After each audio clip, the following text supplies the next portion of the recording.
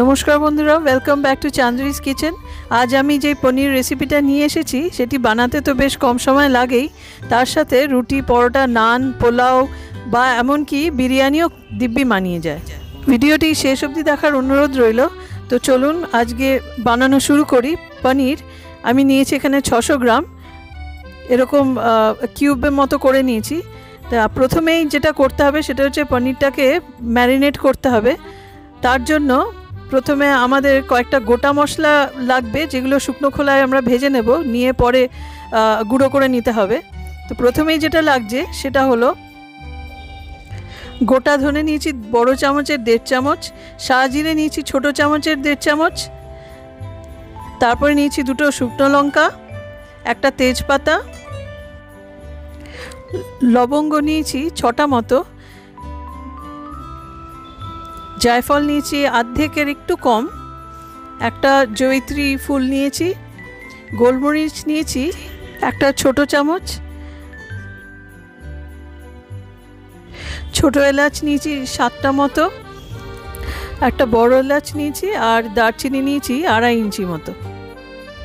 এবার শুকনো খোলায় হালকা আঁচে বা মাঝারি আঁচে এগুলোকে ভেজে নিচ্ছি যতক্ষণ না সুন্দর একটা গন্ধ বেরোয় আর হালকা ভাজা হওয়ার একটা রঙও ধরে।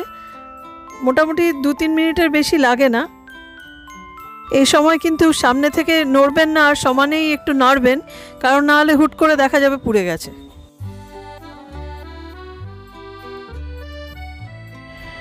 আমাদের শুকনো খোলায় ভাজা হয়ে গেছে, তো এটা একটু ঠান্ডা হওয়ার জন্য রেখে দিচ্ছি। যতক্ষণ এটা ঠান্ডা হয় আমরা ম্যারিনেশনের যে অন্য কাজগুলো আছে সেগুলো শেষ করে নেব। পনিরটা একটা পাত্রে ঢেলে নিচ্ছি। এবার দিয়ে দিচ্ছি পেঁয়াজ বাটা। আমি একটা বড় পেঁয়াজ নিয়েছিলাম, আপনাদের যদি মাঝারি সাইজও হয় তাহলেও 2টো পেঁয়াজ নেবেন। আচ্ছা, এবার দিয়ে দিচ্ছি আদা রসুন বাটা। এখানে আদা আছে 2 ইঞ্চি, আর একটা পুরো রসুন রয়েছে। কোয়ার দিক থেকে দেখতে গেলে অত 18 থেকে 20টা কোয়া রসুন থাকবে এখানে। এবার নিয়ে নিচ্ছি কাঁচা লঙ্কা বাটা। এখানে আমি 7-8টা কাঁচা লঙ্কা নিয়েছি, তবে আপনারা কতটা ঝাল লঙ্কাটা সেই অনুযায়ী আপনারা অ্যাডজাস্ট করতে পারেন। এটা সুন্দর গন্ধও আসবে, প্লাস কাঁচা লঙ্কার ঝালটাও বেশ অন্যরকম লাগে এখানে। ফেটানো টক দই 300 গ্রাম। এবার দিয়ে দেব কয়েকটা গুঁড়ো মশলা, যেমন জিরের গুঁড়ো 1.5 চামচ ছোট চামচ, ধনের গুঁড়ো 2 চামচ ছোট চামচ, লঙ্কার গুঁড়ো আমি দিচ্ছি 1 চামচ, আপনারা আপনাদের সুবিধা মতো দেবেন। নুন স্বাদ অনুসারে, তবে আমি 1 চামচ দিচ্ছি। এবার দিচ্ছি একটা বড় চামচ চিনি। এটা কিন্তু মিষ্টি করে দেবে না, কিন্তু বেশ ব্যালেন্স আনবে গ্রেভিটার মধ্যে বা ডিশটার মধ্যে। এবার দিচ্ছি সাদা গোলমরিচের গুঁড়ো বড় 1 চামচ। এটা কালো গোলমরিচের থেকে ঝাঁঝে কম হয়, অথচ গোলমরিচের গন্ধটাও আনবে। আর দিয়ে দিচ্ছি গরম মশলা 1/2 টিস্পুন, কেওড়া ওয়াটার বা কেওড়ার জল দিচ্ছি 4টে বড় চামচ,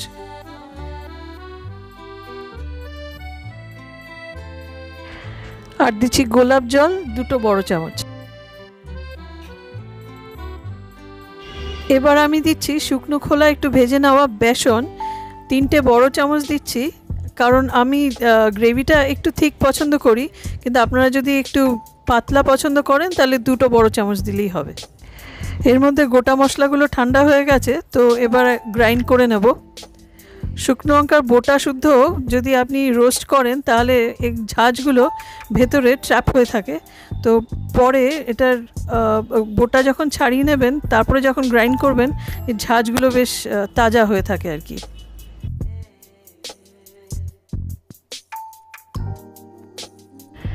আমাদের মশলাগুলো গ্রাইন্ড করা হয়ে গেছে, তো এটা এখন একটা বাটিতে রাখছি।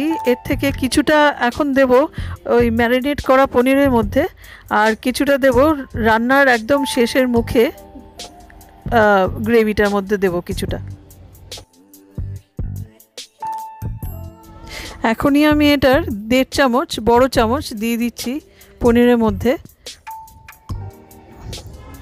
ভালো করে সব মিশিয়ে নিয়ে এবার ঢাকা দিয়ে রেখে দেব 15 মিনিটের জন্য।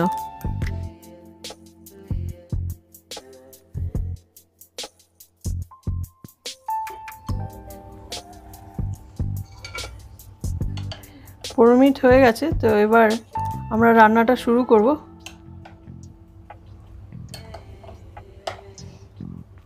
যে রান্নাটা হতে বেশি সময় নেবে না, শুধু এই জিনিসপত্রগুলো নেবাতে যাওয়ার সময়।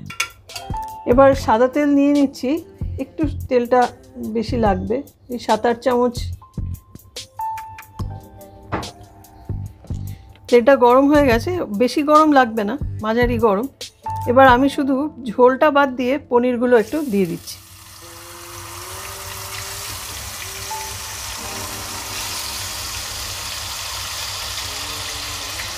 পনিরগুলো হালকা একটু লাল ভাব করে একটু ভেজে নেব, গায়ে হালকা একটা লাল টিঞ্জ আসবে।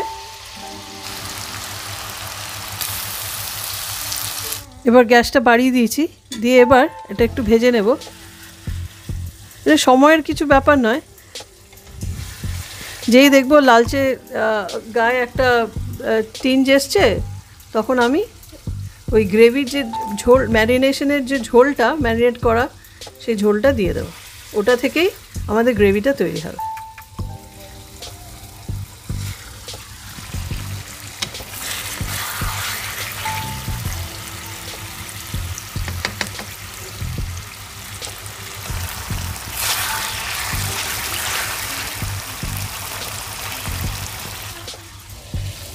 এই যে হালকা ভাব আসতে শুরু করেছে, এই যে হালকা লাল লাল আমাদের প্রায় হয়ে এলো ভাজা। এই সময় কিন্তু পনিরটা ভীষণ নরম হয়ে থাকে, তাই খুব সাবধানে।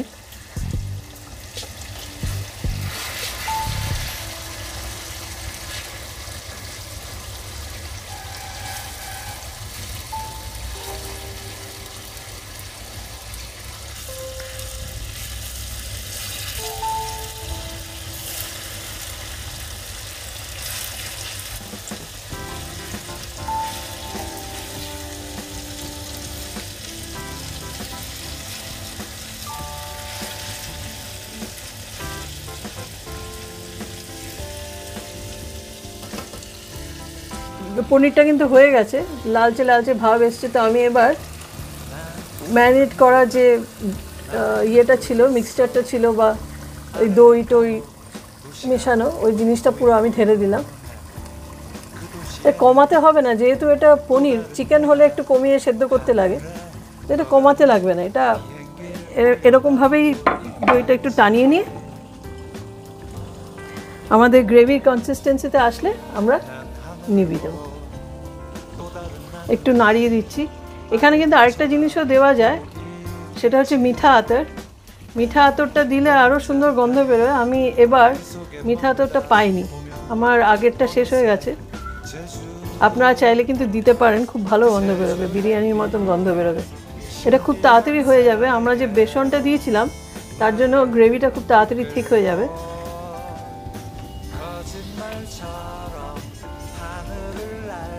এই সাদা পনিরটা খেতে ভীষণ ভালো হয়।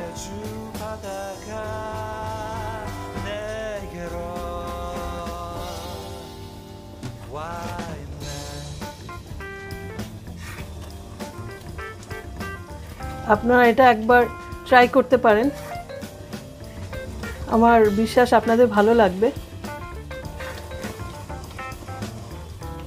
আমি হালকা একটু কমাচ্ছি, যাতে পনিরটা আবার একটুখানি অ্যাবজর্ব করবে। একটু সময় এটা হতে হবে, নাহলে তো এই ফ্লেভারটা পনিরটা টানবে না। জাস্ট 2-3 মিনিটের জন্য আমি এটা একটু ঢেকে দিচ্ছি। এটা ছিটকাচ্ছে তো এখন গ্রেভিটা, এইটা একটা মানে ড্রপও যদি হাতে পড়ে তাহলে বেশ। ঢাকা দেওয়ার আগে লাস্টবার ওই মশলাটা আরেকটু ছিটিয়ে দিচ্ছি, অল্প একটু, পুরো 1 চামচ, বড় চামচও নয়। দিয়ে এবার একটু নেড়ে দিয়ে এই 5 মিনিট মতো, আর একটু তেল ছাড়বে। এটা তেলটা ছাড়তে শুরু করেছে, হালকা আর একটু ছাড়বে।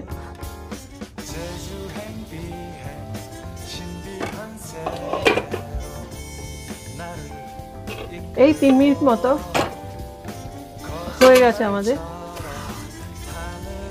এই যে তেল বেরোতে শুরু করেছে সাইডে সাইডে, আমাদের এই গ্রেভিটাও কষানো হয়ে গেছে অ্যাকচুয়ালি। তার মানে এবার লাস্ট দুটো জিনিস দেব, দিয়ে এটা 5 মিনিট ঢাকা দিয়ে এমনি রেখে দেবো গ্যাস বন্ধ করে। এটা শুকনো খোলায় ভাজা কসুরি মেথি,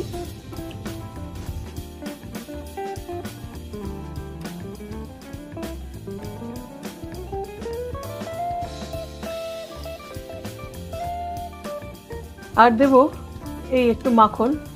এগুলো অপশনাল, এই মাখনটা কিন্তু দিলে খুব ভালো লাগে খেতে, তা হালকা একটা গন্ধ আসে।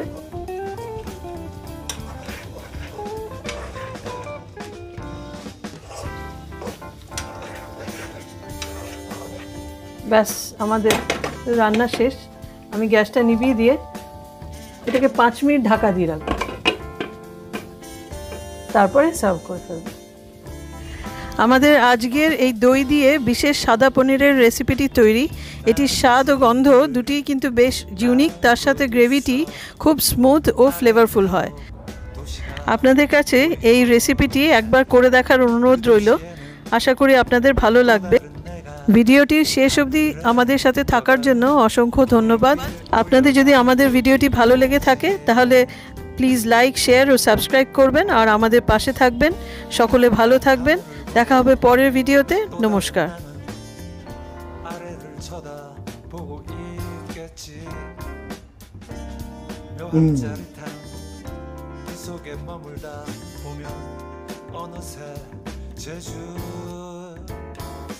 제주행 비행 신비한 세계로 나를 이끌고 거짓말처럼